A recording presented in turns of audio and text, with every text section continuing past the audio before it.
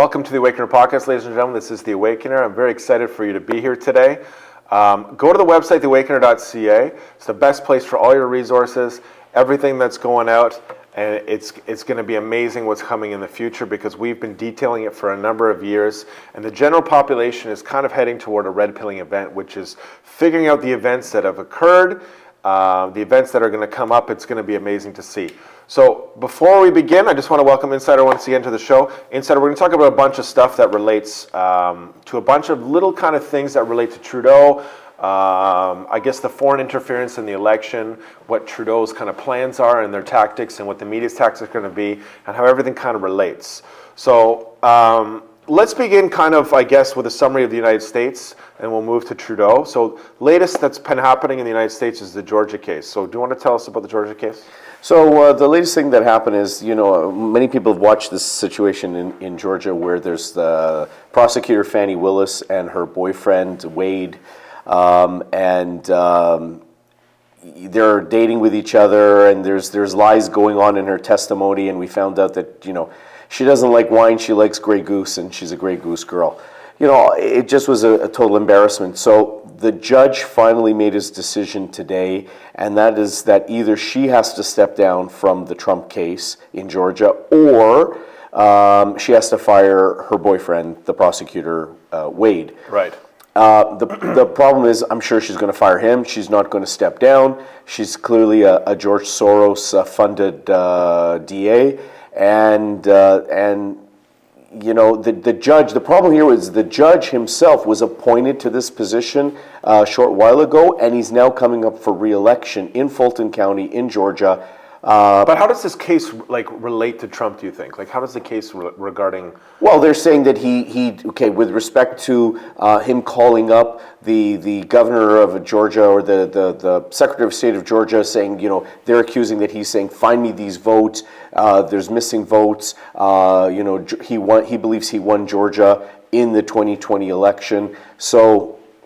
they're trying to accuse him of basically election tampering, which really, they did the election tampering, but they're accusing it on Trump and all of his associates and colleagues. They're even taking his lawyers to court. This is an unheard of case. Never before have we heard something like this before. Right.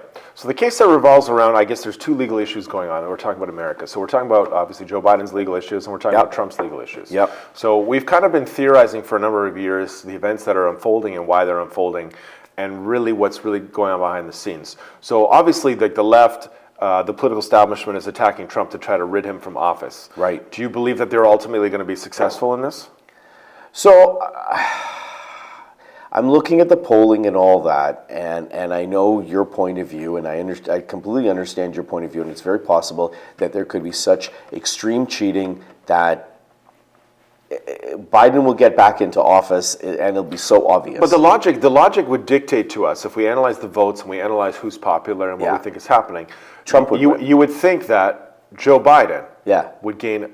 Okay, pretty much I think every president in the history of America, and when it comes to voting, and the second time they've come, they've actually done worse. So Barack Obama, I believe, got 74 million votes the first time, and then he was down to 69. Right. Okay. So he did worse the second time. Right. So Trump was the first time when actually he did better. Joe Biden's case, do you think he's going to do better than how many 80 million he got before? Yeah, I don't think he is. Right, and the momentum is all for Trump. Right. So the case of this, of all this, is that logically Trump is going to win the election based on he's very popular. He's polling way better than Joe Biden, but things obviously don't logically make sense. So we see this attack on Donald Trump that's happening through these cases, the Georgia case, and obviously the classified documents and all the stuff that's happening. Right. And we're looking at this as a final ditch attempt to kind of remove him from the ballot, because right now we have.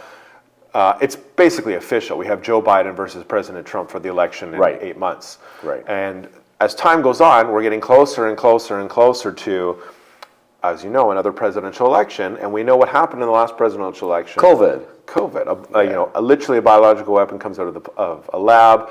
And obviously it was very weak, but we had a lot of playing up of it, and it was used as a manipulation factor. So it's really kind of, it's really interesting to see them kind of attack Trump. And you think they're not going to be successful in this. I think the momentum, the way they're looking, the way the numbers on polling looks now, is that this is going to be a huge landslide victory for Trump, as big as Reagan. I mean, it just looks like it's going to be a huge landslide victory. And then the other factor that people have to take into consideration is there's going to be vote splitting, because you're going to have RFK Jr. on the ballot. And he's, I think, going to take away some votes from reasonable Democrats who hate Trump but find that Biden is old and senile, Right. and they don't like him. So there's going to be vote splitting on the left. Right, because they're going to view RFK as kind of somebody who's independent and not part of this kind of complex, or whatever the case may be. And Trump, they might view Trump as part of this complex, but they view kind of him as, yeah, maybe he's just too much for me. We want somebody more moderate, right? Exactly. So you think even RFK running is going to take votes away from Biden? So I think he'll take votes away from both. I think he'll take more away from Biden. I think some of the Nikki Haley kind of supporters would either, if they don't go to Biden, they might go to RFK. Right. So the math is showing us that Trump is coming back. Right. But as you know, logic and reason don't match. Yeah. So the reason why we know that logic and reason don't match is because that everything really resides on Hunter Biden, Joe Biden, and obviously Trudeau. So I believe it was the special counsel that investigated Biden. They were actually, he had a kind of a, I don't know how to describe it. He was kind of questioned behind closed doors. Yes. Do you want to know anything about that? Or Yeah, so Herr was questioned, and he kind of basically said that he sticks by whatever he wrote in his report. Which was, as far as I know, he's not clearing Biden. He was just kind of, he said that he was old and senile and couldn't be, which is far different than the doctors who have classified Joe Biden as completely healthy. Yeah, exactly. Exactly. That's right. There's a big difference there. So basically, with the Herr report, nobody was happy with his testimony, because the left was wanting to totally exonerate Biden, and yet it was showing that he has mental deficiencies, and he wouldn't stand trial. Like even if they were able to take him to court, he wouldn't stand trial because he's this kind old gentleman, and it wouldn't work. Okay. And then the right was upset because he clearly did not have the right to have those documents. Why were the documents in the Penn Biden Center? Why were they in his garage beside the Corvette? Why were they easily accessible by Hunter Biden? And why did he have classified documents when he was only a senator or a vice president, didn't have the authority as a president to declassify documents, the way Trump did? Right. And the whole case that kind of resolves around this is really, it's very, very complicated. And so people cannot see the layers of onion that are happening. So what we've really kind of, explained to people is that there's basically this hidden covert war that's going on between the communists and the communist conspiracy. Right. That is being led by a covert KGB that's been run actually by Vladimir Putin himself. Right. And the interesting way we've talked about this and theorized this is that if you watch Vladimir Putin's interview, and he seems like he's a capitalist, he didn't even talk about one incident on that interview, and that is the Russian Revolution that took place, which is really probably historically one of their biggest events. Actually when the Tsars, so he talked about an era when Russia was very strong with the Tsars. And the Russian Revolution was actually when the Tsars were basically removed from office. They were executed. Exactly. The whole family was murdered and slaughtered. Exactly. So if you're going and talking about all the Tsars, why did you not talk about the Russian Revolution? Right. Right? So realistically, this whole case resolving Hunter Biden and crew is all about nuclear blackmail. And it involves corporations that have been set up and entities to basically, ahead of this war that was being orchestrated by the elitists, is that the communists were trying to gain access to the U.S. uranium and the U.S. nuclear technology, and we're going about it a plethora of ways. Mainly, obviously Rosatom, a company in, Kazakhstan that ships to U.S. uranium or uranium in general, to Iran. And this whole case resolves around the complexities about, classified documents, all this stuff being shipped over to foreign entities. And really, Trump's classified document case is a whole thing because people are obviously just attacking him to hopefully that he'll be removed from office, he's done. But they don't understand that these cases are going to lead to, be careful what you wish for. Do you know what I mean? Yeah, their projection. They're doing it on Trump because it's really to do with Biden, Obama, etc. Right, exactly. Okay. So it's going to lead to basically a cataclysmic opening of virtually everything. Now, in the case of Canada and Trudeau, the latest on Trudeau is the same thing. Like, Trudeau is polling very, very poorly right now. Horribly. horribly. What was the latest news? I think the polls were saying that he was Polyev was going to get the biggest majority in history. Yeah, so Polyev would probably get a large majority, but the thing is, ahead of the election, he's bringing in this bill that's like a censorship bill, and if you even have anything on your phone that could be against the government or I have lots of stuff right here. Absolutely. You could get arrested, and if you even attempted to say anything negative about the government or say anything that would be banned speech, you could be thrown in jail. So this is basically like the gulags. This is like what Putin does. Like, this is no different than Putin. So imagine if your opponent is Pierre Poilievre. He's basically like the Navalny of Canada. Could Trudeau throw him in jail?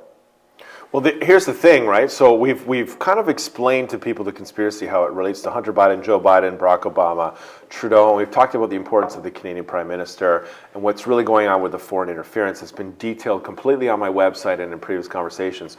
So it's really, you can really see kind of the panic underneath. I can see the panic in Joe Biden and the Democrats. I can see the panic in kind of Trudeau and crew, that they're not polling well. Yeah. I can see the panic in Vladimir Putin. I can see the panic in Xi. I can see all these things happening right now where like they need to keep these people in office. So back to the original equation, which is like logic and reason would tell you that Trump is coming back. Logic and reason is going to tell you Polyev is going to win. Right. But there's no logic and reason for what is happening. Okay. There's something that's dictating the flow. So realistically, the first election, I guess in 2020, we were on this thing saying Trump has got to win this election. Right. This makes sense to us. So obvious, and then what happened? Well, what happened was all of a sudden you wake up the next morning and they find like 50,000 more votes in Georgia. There was the two curves, and Trump was way up here, and all of a sudden, like 10 o'clock, 11 o'clock, 12 o'clock at night, all of a sudden, boom, they find all these votes. Yeah. And realistically, and to be quite frank and honest with you, the votes that Trump gets doesn't even matter, in my opinion, because there will always be some scheme to garner more votes for the opposing side. Right. So we understand if Trudeau leaves office, if Biden leaves office, the whole can of worms is basically going to open. And this is why they're there. They're almost like they're stuck there. Yeah, I mean, I think a perfect example of that speaks to what you're talking about is the state of Michigan. So Michigan, the Republicans are actually going to, the state Republicans are actually going to court to sue the Secretary of State because they have, like, in Michigan, it looks like Trump would win Michigan. Right. However, they found out that there's millions of people on the voters list, more than actual voters that exist. Right. And they want the Secretary of State to clean up the voter rolls. The Secretary of State is refusing to do that, so the GOP in Michigan is actually taking the Secretary of State and the state to court to do something, to clean something up before November. And now, we're only months away. It's a little bit short notice to do something like that. Right, but this is a very important time, right? So the daily events that are happening, like every week that goes by, watch the news, watch the media, see how they act. You can look at our predictions and what we think is going to happen. So we think on this site, well, especially, I don't know what you completely agree with me, okay, but I firmly believe, and you can already see it already, like COVID is the flu. Yeah. The whole talk about COVID, that's what they're talking about, and the whole talk about mutations, yep, and the whole talk about everything is basically is drop dead. The conversation regarding Trudeau in the future is I expect that he is going to try actively to rebound the economy, or the media is going to tell you that the economy is basically rebounding like crazy. Right. He's going to do something to try to pry Alberta or BC at all costs. Watch that to come in the future because everything is really on the table to keeping Trudeau in power in this next election. So I agree with you because they even announced today that home starts in Ontario are up like 14%. Home starts in BC are up like over 50%. So they're trying to show that, Do you believe that, first of all? Of course not, of course not. Yeah. Because, no, you can't say that those numbers, I mean, they say in BC because they're building high rises, but it's not enough to justify the influx of new immigrants that have come to Canada, like 2 million people a year. It's just too much. So we're at capacity. Right, and the same thing's going to happen in the States. You watch. They're going to do... They're playing with numbers. Biden is going to do such an extraordinary job over the next, 8 months. It's going to be amazing as we approach the election. It's going to seem like everything is wonderful. It's going to seem like, the Republicans were basically all wrong about everything. We're getting away with it. There's going to be no criminal indictments.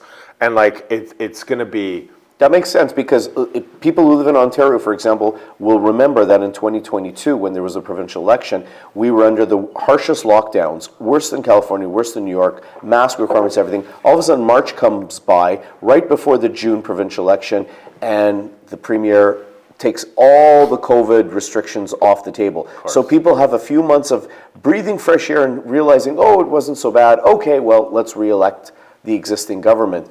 And I think that's exactly what's going to happen. They're going to lower interest rates in the U.S. They're going to lower interest rates in Canada, probably around June, which is what they've been talking about now for a while. Try to stimulate the economy, and then by November, people are going to say, oh, look at the United States. Wow, our economy is so good, it's getting better. Like, it's not great, it's getting better. Right, and that's why they're going to push for Trudeau to be back. And look at Trudeau's doing such a great job, right? Sure, they'll do so the whole understanding of why we must keep Joe Biden and why we must keep Trudeau in office is because they are kind of some of the main players that results in what's going on. So the main player that really results in what's going on is Barack Obama himself, which, as I explained to everyone, was a covert Soviet plant from the communist conspiracy inside the United States of America to purposely weaken it. So Barack Obama was basically overseeing this giant sellout of America, which I've documented and covered almost every podcast. And this is specifically why the events are happening today. So Joe Biden was ultimately a giant player in this treason, and obviously the Canadian Prime Minister. Barack Obama was the one who orchestrated Trudeau getting into office over a number of years, and obviously like him, doing what he was supposed to do, and then being successful. So you have to understand this grandeur fashion is there's this huge war that's being set up by this communist conspiracy and the elitists. You can see it happening. All this stuff is like fake. And so you can really see the whole key to winning this war for the opposing side was a cataclysmic weapon that relates to EMP weapons, which relates to procuring the U.S. uranium on one side and the U.S. technology, which is what I call nuclear blackmail. So the whole key to them winning this war is having a weapon that goes off on the United States of America and the Western world where there's no tie back to the communist conspiracy. So Putin can then have his old 1640 Russia, where they have most of Europe, which we've talked about for many times. And, Xi and China, they can take control of the rest of the Pacific. And obviously the Islamic nations can turn Saudi Arabia into a controlled kind of state where the other side of Islam turns the other way, where it's not going necessarily pro-Israel or slowly over time, that it goes the opposite way, which is called fiercely anti-Western, fiercely anti-Israel. So this is a very complicated what's happening. And Trudeau being in office and Biden being in office is almost like it's like the stopgap, right? So as soon as they're gone, and say Poilievre wins or Trump wins, the dam cracks even more. Do you see what I'm saying? As soon as Trump gets in office, as soon as like Trudeau is out, that dam of truth where we don't know what's happening is just going to break even more, and that's not what they want. So it's not really about the election and Trump winning or whatever. It's about a risk analysis for the communist conspiracy. Really, what is their next moves? What do you think is mostly on the table? And we've discovered their moves. Like they can't kill President Trump. No. Because they can't afford for the U.S. to completely wake up and go completely right wing, and them to lose control of the U.S. and the U.S. to basically, they don't want us on the Ohio-class submarines, the ace of spades. Yeah. So the second thing is, what's their other option? Well, they're not going to let President Trump win. Right. Because as soon as President Trump wins, the dam cracks. Oh, yeah. And more comes out, and it's like, oh my goodness. Yeah. And the classified documents case that Trump is talking about is them doing an attack on Iran, and they don't want that. Right. So realistically, they have two options. So they can go for what Barack Obama was leading them towards, which is their power structure changing war where it could be successful, or they can openly cheat to keep Joe Biden and Trudeau in. They really only have two options. So we're going to be suffering under these bastards for a little bit longer. No, it's just like it's going to be really interesting. Like it's going to be interesting because I really believe we're the only people that are telling people about this war and this battle that's happening. Right. And it's going to be really interesting to see what happens. Right, absolutely. Do you know what I mean? Because you were talking before about how Mark Carney was going to come in Canada. Right. And we were having bets about it on the show. Right. And I was just like, I don't think so, because like for them to remove Trudeau from office is a backstep. It opens up. The conspiracy doesn't enable it. Trudeau is there for one person only. He's there because he was going to keep the U.S. flow of uranium open. Right, okay. And the reason they ousted Harper was because they knew Harper would turn off the taps. The taps are not on right now. The conspiracy is hoping that if they keep Joe Biden in, Joe Biden will ultimately be successful in turning the taps back on, and the uranium can start flowing back to overseas and they can get their hands on this. This is why everything that's happened is a historical decades of planning. Yeah, for sure. Like from 2001 to 2009, before Obama even took office, what was Iran doing? They were creating all these covert tunnels to enrich uranium. Yes. They were preparing Yes. for Barack Obama's presidency. Yes. Barack Obama was the one who was supposed to take office and be like, okay, well, here you go. Here's the stuff. And it was turned on at the beginning, but it wasn't complete, like, you know what I mean? You need a huge amount of uranium to enrich a small, if you watch Oppenheimer, right? So they were hoping the taps were going to be on full blast when Hillary was president and Trudeau was in. Instead, the taps are off. So now what are they doing? What's their backup plan? Their backup plan is that Iran has put an EMP weapon into space, which we've documented on the website before Trump has taken office. Right? We talk about that. Right. Kim Jong-un has also done the same.